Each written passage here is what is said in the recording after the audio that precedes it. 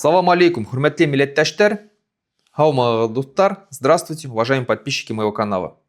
Сегодня я хотел бы с вами поговорить о договорах, которые подписывали башкиры с этой империей, к чему приводили эти договора, к чему приводила вообще вера в эти договора.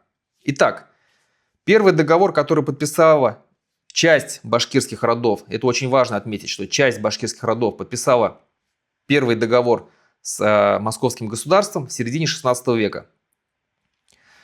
По этому договору башкиры, сразу надо будет отметить, наверное, характер этого договора. Русские историки часто нам постоянно пытаются внушить, что мы, башкиры, пришли вот с повинной к московскому царю, просили его принять в свое подданство, что мы становились чуть ли там не рабами этого государства и так далее. Нет, на самом деле это был союзный договор между башкирами и русскими. По результатам этого договора на нас, на обе стороны накладывались определенные обязательства.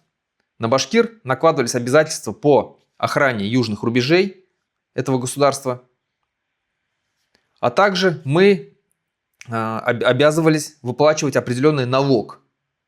Налог, он назывался тогда ясак, очень маленький, но в определенном размере. Со своей стороны московское государство обязывалось не лезть в наше внутреннее самоуправление. Башкиры сами у себя определяли, как им жить, какие были суды, кто управлял. У башкир было свое войско. Москва обязалась не строить, не захватывать наши земли, не строить здесь какие-то заводы, крепости и так далее. Не обязалась не трогать нашу религию. Сразу отмечу, что некоторые башкирские рода не подписали и не заключили этот союзный договор. И они были захвачены в последующие где-то примерно 100-150 лет этим московским государством. Вот эти уже рода были действительно захвачены. Часть подписала добровольно, а часть была впоследствии порабощена. Так вот, в результате своих договоренностей Москва, конечно же, их нарушила в последующем. Она начала захватывать у нас земли, она начала строить на наших землях крепости, заводы, начала пытаться нас насильно христианизировать, устраивать репрессии, геноциды и так далее. Следующий договор был подписан между башкирами и Россией. Тогда это называлось советское правительство. Но это не важно, как она называлась, все равно суть оставалась одна. Это была империя. Так вот, следующий договор был подписан в 1919 году. Момент кризиса российской власти. И тогда башкиры во главе с Ахмед Заки Валиди, башкирское правительство подписало с советским правительством, то есть, заметьте, да, две равноправные стороны подписали соглашение о том, что у Республики Башкортостан, которая к тому моменту существовала уже 1,5 года, были свои права и свободы, такие как внутреннее самоуправление, своя башкирская армия, своя башкирская полиция, свои фискальные органы, ну и так далее, и так далее. То есть было четко определено это соглашение с пунктами конкретными, что за нами закреплено, что закреплено за советской властью. Почему тогда башкиры поверили советской власти и пошли на этот договор? Ну, во-первых, там было несколько причин. Первая причина в том, что вспомним, да, что тогда башкиры сперва воевали на стороне белого движения против большевиков. После того, как Колчак узурпировал власть и объявился верховным правителем России, он распустил все национальные правительства, ликвидировал своим указом все национальные республики, которые тогда образовались, и приказал даже арестовать членов правительства разных национальных республик, в том числе и башкирского тоже. Конечно, в этом положении башкиры не могли оставаться на стороне белого движения и начали искать договариваться с советским правительством. Это первая причина. Вторая причина, то, что тогда как раз вот только-только во всем мире среди народов, в том числе среди народов России, звучали такие слова, как право нации на самоопределение. Башкиры, как и многие другие народы, верили этим словам, потому что они представляли это понятие как что-то такое, знаете, объемное, свободное, широкое, что мы действительно будем жить так, как считаем нужным, по своим правилам, по своим законам. Тогда тоже федерация слова тоже было что-то новое. И люди верили, что в составе этой федерации можно жить равноправно разным народам, с одинаковыми правами, с одинаковыми обязанностями. Никто никого не будет ущемлять. То есть все федерализм, право нации на самоопределение, равноправие народов, все это только-только входило тогда в моду, в политику. Люди только узнавали, люди начинали верить в это. К тому же советская власть пришла в этот мир с новой идеей, которая до этого никогда нигде не звучала. С идеей социализма, мирового социализма, построения нового государства, совершенно нового типа, коммунизм и так далее. И эта идея действительно захватывала умы многих людей. Но даже тогда, когда башкиры подписывали соглашение с советской властью, некоторые башкиры не поверили Москве, не поверили советскому государству и отказались переходить на сторону Советов. Напомню, что по истории тогда, когда был определен день, когда башкирские войска переходили со стороны белых на сторону красных, Заки Валиди дал право всем выбора. Кто хочет переходить на сторону Советов, тот переходит. Кто не хочет переходить на сторону Советов, тот уходит. Его никто не будет преследовать и так далее. И тогда действительно часть башкир, достаточно большая часть башкир, не стала переходить на сторону Советов и ушла с белыми, осталась с белыми. Это Курбангалеев был лидер их, это такие известные впоследствии личности, как Галимьян Таган.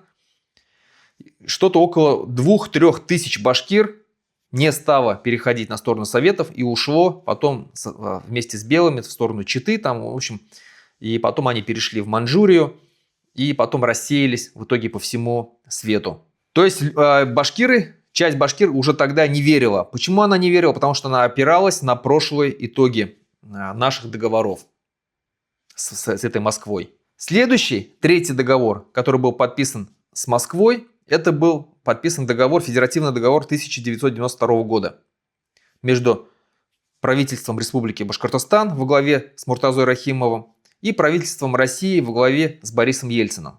Тоже был подписан договор, по которому у Башкортостана были определенные права. Башкортостан объявлялся как суверенное государство в составе федеративной России, вновь, федеративное, с определенными полномочиями, с определенными правами.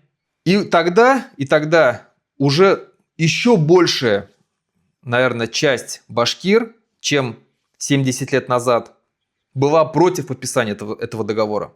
В основном было против все башкирское национальное движение. Тогда башкирское национальное движение возглавляла организация Башкирский народный центр «Урал», где собралась элита башкирского народа, знаменитые ученые, поэты, писатели, деятели различные.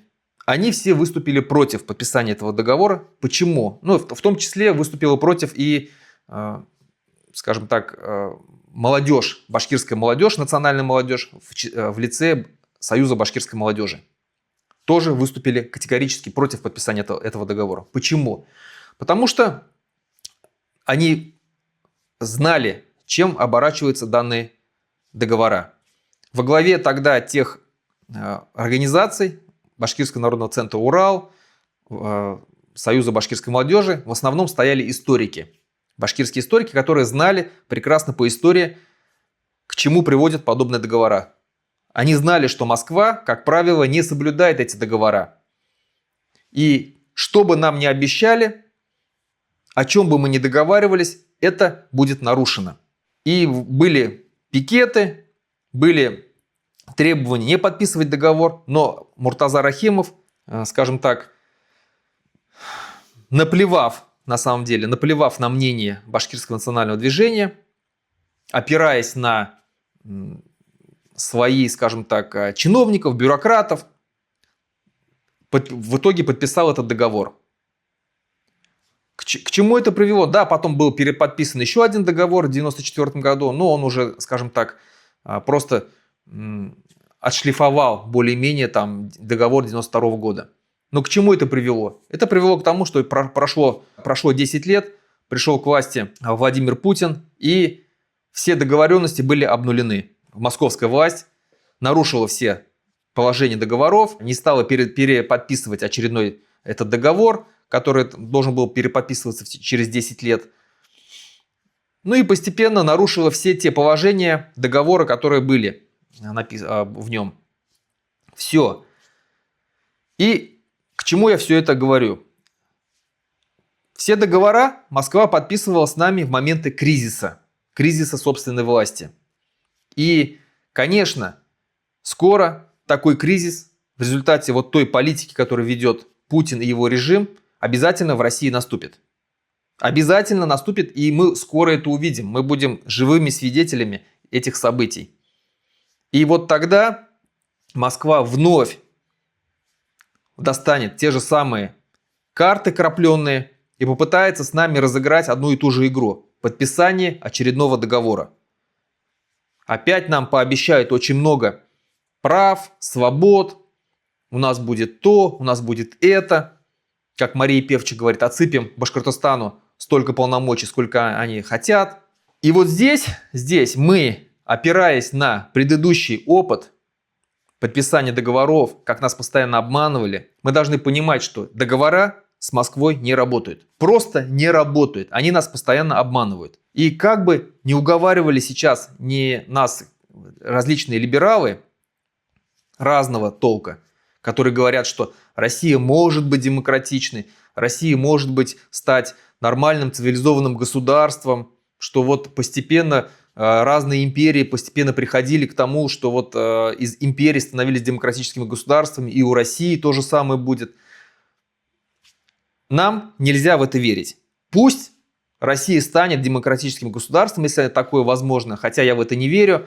И вся история показывает, что не было ни одного периода, хотя бы в течение 30 лет, чтобы Россия была демократическим государством, чтобы соблюдались права людей. Нет, абсолютно. В 2017 году это произошло, это был момент с февраля по октябрь 2017 года.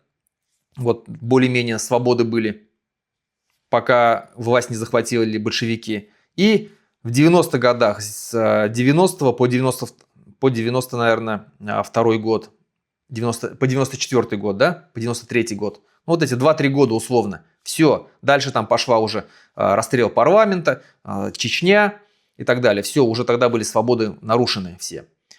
То есть не было какого-то серьезного такого промежутка времени, когда бы Россия показала себя как демократическое государство. Поэтому нет никакого основания верить, что так оно будет. Но даже представим, что если оно и будет таким, то пусть оно будет, пожалуйста, без нас. Без нас, пусть сами они там, русские, строят свое государство, как они хотят.